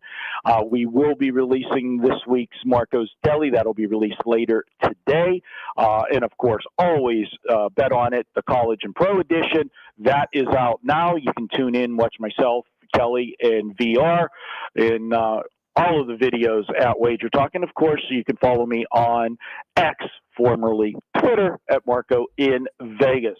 Marco, we appreciate you, my friend. Take care of yourself, and we'll see you at that window with all those bricks of money, baby. All right, let's cash them, guys. I'll talk to you next week. Thanks, Marco. Marco D'Angelo, wagertalk.com. If you missed any of that or parts of that, you can go after the show. We'll have it up, and you can replay it multiple times on YouTube. At the morning hookup.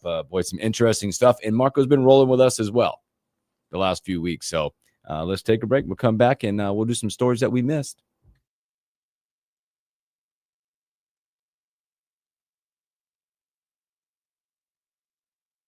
Oh, Marco.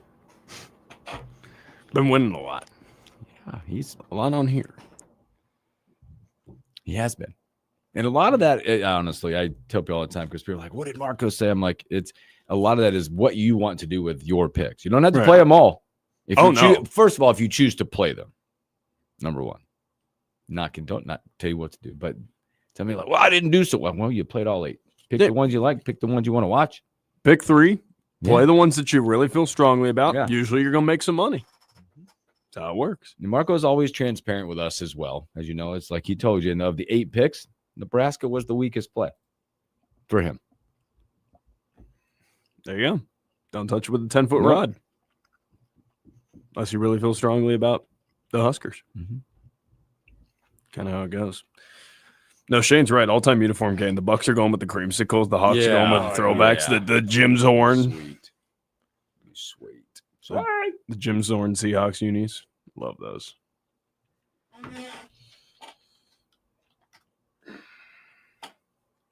I need a nap.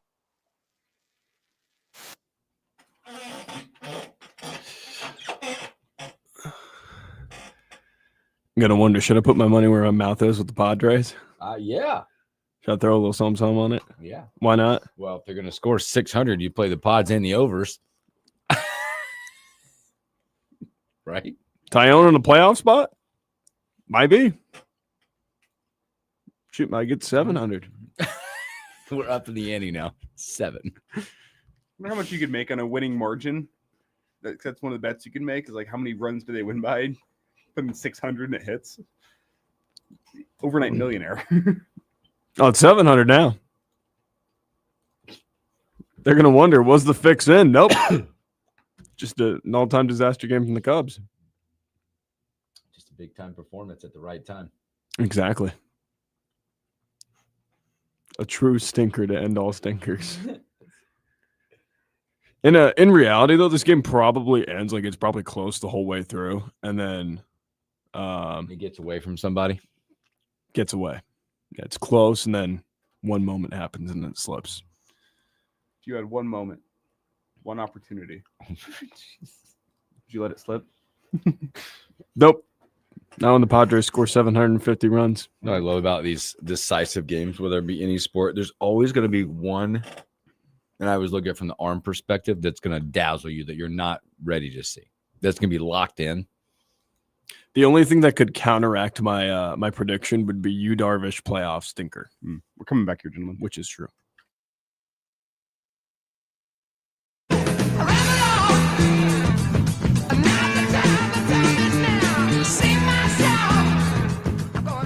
Welcome back in the morning hookup. Special thanks here to Marco D'Angelo, WagerTalk.com. He's been a little on a proverbial fire on the show, so enjoy it. If you missed it, go to YouTube after the show. We'll have it up for you. You can listen to any of the segments. I think you're talking about my song selection. That you have it. No, that's it wasn't a ginger hair joke. Let's relax. I'm sorry. It's understood that whoever's on the 1 and 2s has been lighting it up. They have been. It's been a generational run. Yeah. Marco's also been on a great run. He's been on a great run. I'll give him his flowers. He's been great. Your music has kept me young at times. I'm at 70s this time. Well, I'm a 70s. Well, I'm late 70s. So that music didn't exist before the 90s. I done. Thanks, Moats. Moats is at a conference somewhere. He's not. Yeah. I do want to talk a little bit. This is interesting as we're talking about Michigan State, Nebraska coming up. I know we'll have more tomorrow about the integral parts and characters that will be casted up on Saturday at 3:00. Michigan State. Have you seen conditions for Saturday? Windy. Michigan State, if you look at it, Nebraska's defense secondary has been the best, right? The best of not allowing, catches, receptions for the most part, but big plays. Michigan State cast about, I think, 20 plus, 8 or 9 20-plus yard plays through the air. How those conditions will factor in, because I think they will. Not only they factor in from the passing game, because you're going to see a lot of, when we're going that way, it's a running attack, and this way we can launch it a little bit, and then special teams come into play in this game.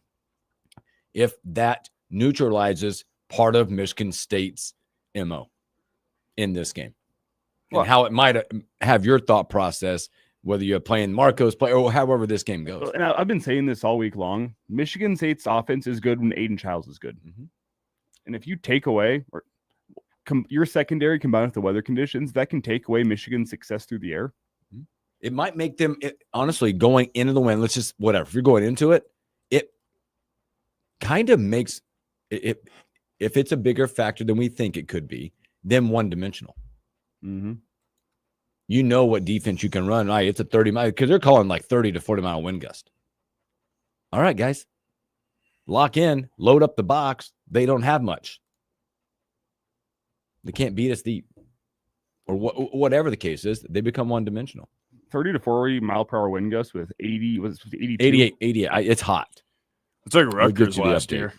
You remember that? Where there would be points where it's like the wind's like spiraling. That was a convection oven. Yeah, that was. Well, because Kyle Madunga literally took his cleats off on the sideline because his feet were burning. 89 south wind at 20 to 30. With wind gusts up to 35 miles per hour is what I'm seeing. Like, you remember that? You remember that last year? Because I talked to the Rutgers radio guys, and they were like, no, yeah, like Madunga at halftime had to take, like, he was taking his cleats off on the sideline because how hot his feet were. Like, they were literally burning his feet because he was wearing the black cleats. I mean, it'd be a lot like when you're playing golf and you're like, well, I'm into the wind. How am I going to play this hole? But then you grip it and rip it downwind. I was always told when it's breezy, swing easy. That you're supposed to, but... Is this really the first game where those black sidelines finally take a little bit of a toll on a team? Might. Like, is it like, because if it's where going to it be pays like off for you that you're on the right side, you're on the shaded side and not the side exposed to the sun. Is this the first game where it finally rears its ugly head? Very possible. But these conditions will play havoc with offenses and special teams. Especially when you get up in those wind gusts. Does Archie Wilson have a punt that's ready for 30 mile per hour winds? Make a guy muff it? You can guarantee he's got some in that bag of tricks. I mean, the guy played Aussie rules football. They're used to far worse. They're used to people probably throwing beer cans on the field. You know, they got some weird conditions down there. Conditions probably play into Nebraska more than it does Michigan State with the offense you've seen from Nebraska. We haven't stretched the field. Mm-hmm. We haven't had time. But the way the plays have been called, it's advantageous for Nebraska in the conditions. They'll be less affected by those conditions. You would hope. You'd hope. You'd hope. We'll see. With Childs, the big question mark. He is not Sorsby. He's not Underwood. I don't think they're going to give him any designed runs. He's not Sorsby with his willingness to say first read's not here. He's going to try to make it through his progressions. He's more of a willing runner than like Dylan, but he is still. Do you have an NFL comparison, Justice, for how willing of a runner he is? Teddy Bridgewater. Yeah, early Teddy Bridgewater. Yeah, I like that. Okay. Where it was at the last possible minute. If I have nothing, I'm going to get as many yards as possible just to make sure that we're ahead of the sticks. But just know that if I have an option to throw it out, I will throw it out. I was going to go like Russell Wilson, but kind of similar vibe. I don't know, like because Russell Wilson still got some design quarterback keeps. I get a lot of Bridgewater from Childs. Sure. I know Childs has got a lot more live arm probably than Bridgewater had. Bridgewater's probably more athletic coming out of college. That's a fair comparison. Very fair. That's a fair comparison. Fair. Which is the fact that I don't think Michigan State's game plan is all right, Aiden. First read's not there. We want you to find a seam and take it 20 yards. That's not the type of quarterback he is. No. His legs can burn you, but they're not going to come into the game with the game plan of we want Aiden Child's legs to beat Nebraska. No, and also like the way that their scheme designed, like you look at what Jonathan Smith's done, he wants longer developing concepts on the route tree just to give time for Amari Kelly or Nick Marsh to get open. It's going to be, they're going to want to give Aiden Child some time, and they're going to want to, maybe go to a quick passing game and then sprinkle in an intermediate dagger concept or something like that. Like they're going to want to let routes develop and breathe. So they're not just going to say, hey, Aiden, if first read's not there, you got to bail. It's no, hey, first read's not there. Second and third's going to have a window, but you got to find it. Which is interesting you say that because when it's the stats are out there, when he's blitzed, he's 83%. When he's blitzed, when he's pressured, he's 40%. What does Nebraska schematically do? You want to keep him in that pocket, maybe let him get through it with your secondary the way it is. Yeah, and I think like this is probably a game where Deshaun Singleton kind of becomes a chess piece. Like, do you load him into the box? Do you kind of overlap him and Deshaun McCullough so you get a double speed threat on the outside? Is this a thing where you just maybe go delayed and you bring a linebacker like Shavers to the A gap, and then you let Singleton kind of rotate into that linebacker spot in the coverage perspective? Like, there's a lot of things that they can do. The biggest thing I want to see from Butler is just don't overcomplicate it. Don't make them read a master's level thesis on how to rush the passer. Just give the defensive linemen some freedom to just go play football. And then you can let the linebackers and the edge players and the safeties worry about the intricate stunts and stuff like that. Like, hey, how are we going to get here? Make it simple for the D lineman. Hey, be gap solid. Understand that if a guy shows up here, he's going to show up. Like, make the tackle when it's presented to you, and just play free and fast football. And I think that's the thing. I think they've been trying to, create a master's level thesis on defense. And it's like, dude, you can make a second grade book, and we could still be okay. Guys, we got about 5 minutes on the clock. You want to step aside? You get We stories are. we missed Yep. after the break. Yep. We do need one more break. Yeah, we're going to step aside right now. We'll come back with stories that we missed.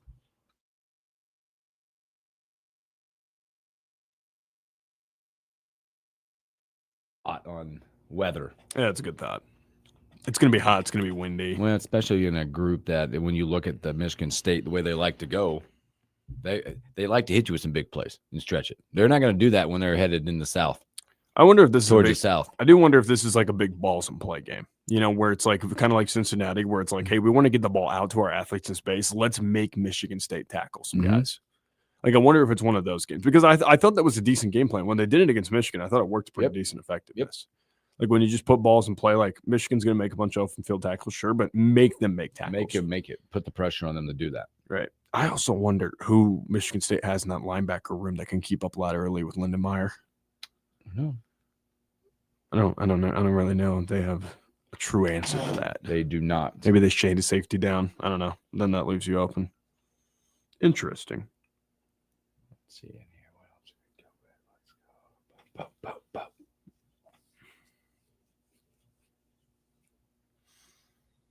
Stories that we missed.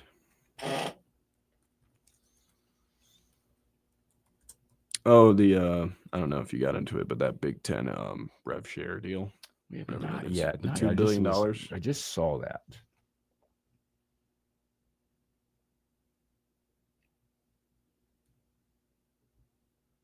Let's see.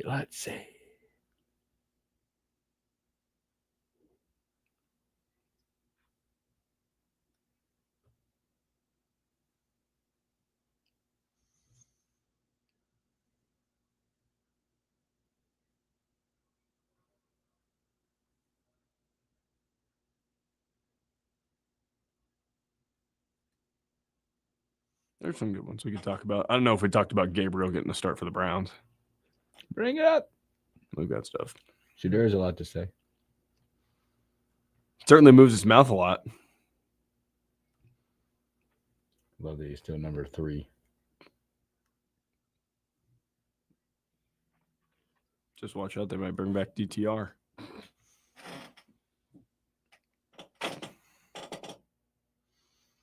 Gosh, DTR. What a guy.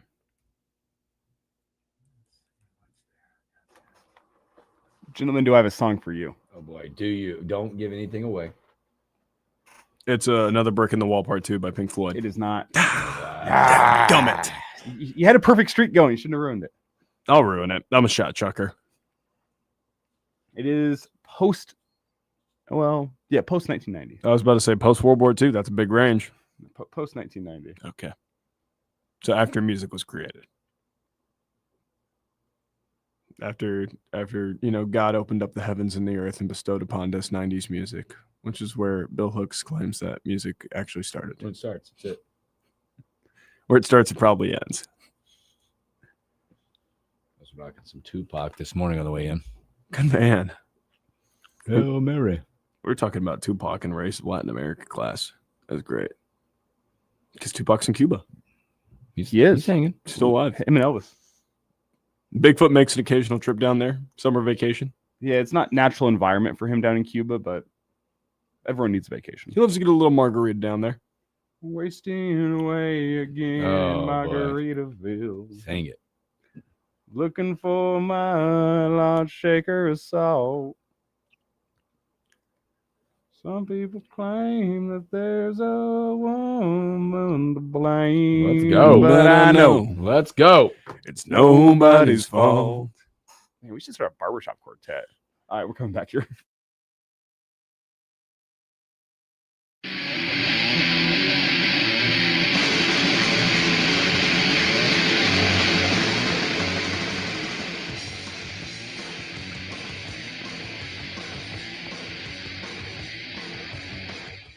welcome back in the morning hookup. A few moments left. Thanks for hanging out with us. I just feel like when you hear a song, you envision where you'd probably be hearing that at. Like I'm in somebody's basement. Well, where on a weird couch. Do you know there's where a keg and there's a lot of people. This is actually an unreleased song from Nirvana's performance in Duffy's in Lincoln in 1990. It's not unreleased, but this is from the Duffy's performance of Nirvana in Lincoln in 1990. I'm such a ball knower. It's actually incredible. Live recording. This is Breed though, which was on Nevermind. Yeah, but I'm still a ball knower. Yeah. Well, so this is close to a basement. It just feels like it. Duffy's Tavern. That's crazy that I got that off first guess. That's really second guess. You guessed you might be unseating the. Whoa! I'm allowed to guess another brick in the wall. Penalty-free guess. Are we gonna unseat the almanac? Are we gonna unseat the? I don't know. Oh my gosh! No, but I went and found the Duffy's performance from Nirvana in 1990. That's incredible. That's incredible. You've been getting good stuff all week. We kind of alluded to it yesterday. I know we'll jump into stories that we missed. How about that right now? We figured out the Rockies' problem. After 20-something years? As a Major League Baseball executive? Serve more beer and buy more home run hitters. Oh, yeah. Yeah. The GM, Bill Schmidt, out. Stepping down. Good news. Things are looking up. Get Elijah Herbal in the office. I'm not sure things are looking up, but things aren't looking down anymore. Can we say that? It says in here it'll be the first time that they will choose a general manager from outside the organization since 1999. I don't know why they would have gone outside the organization with things as well as things have been going for the last 20 years. Yeah, look at sales. Sales have been going great. I mean, we're selling Padres merch off the wazoo. It's incredible. The Dodgers merch, it really makes a lot of money in Denver. Stories that we missed? Yep. Maybe. I was going to hum it. We missed. The morning hookup. Well, allegedly, according to Pete Damel, the Big Ten is looking for an extension on their media rights deal? The grant of rights. Soon you will be seeing Big Ten basketball presented by Iridia season? No, it can't be that way. Otherwise, I might start revolting. But yeah, the Big Ten looking for a $2 billion private equity cash infusion, Hoaxie, infusion. Each school looking at about $100 million. Say it again, $100 million. $100 million smackaroos right into the bank pocket. That's got to help the athletic department. Yeah, this would extend their grant rights until 2046. Is that around when Haley's Comet's supposed to come back around again? Kidding. But it says that's they were saying this could come down to a couple of schools needing convincing. It sounds like Michigan and Ohio State are still the ones maybe in the way a little bit. My thing with it is for $2 billion, are you giving the Saudis a 2% stake in the Big Ten? Are you giving them a 20% stake in the Big Ten? Can we give them a 0? How much control is it? Because considering that there's been no name given, that makes me really think it's the Saudis. It's a lot of money. And the Saudis are investing a ton of money in sports globally. I think if it was an American investor, if this story was floated yesterday, you would know which American investor it would be that is putting money in. So my first thought is Saudis. So my question is, how much control over the conference are you giving them? Because that's a whole can of worms you're opening. What if it's the Qataris, and then we've got a different can of worms to open up? Different human rights violations. And then they just infuse the radio station with an influx of cash and say, no, you must spew our propaganda. Man.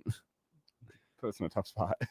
Yikes. Yeah, you always want to be careful about who you get in bed with. That, I guess, in more ways than one. You want to be careful getting in bed with the Saudis in the Big Ten Conference. And that is who is going to be giving you this influx of cash. You've seen that coming through in the PGA golf and the Live Golf stuff. Let's hear Shitter's thoughts on the matter. You guys are awesome. From us, thank you guys for hanging out with us on a Thursday. Tomorrow, DDT, the Almanac, and a whole lot more. You guys have a great Thursday. Catch you on a Friday.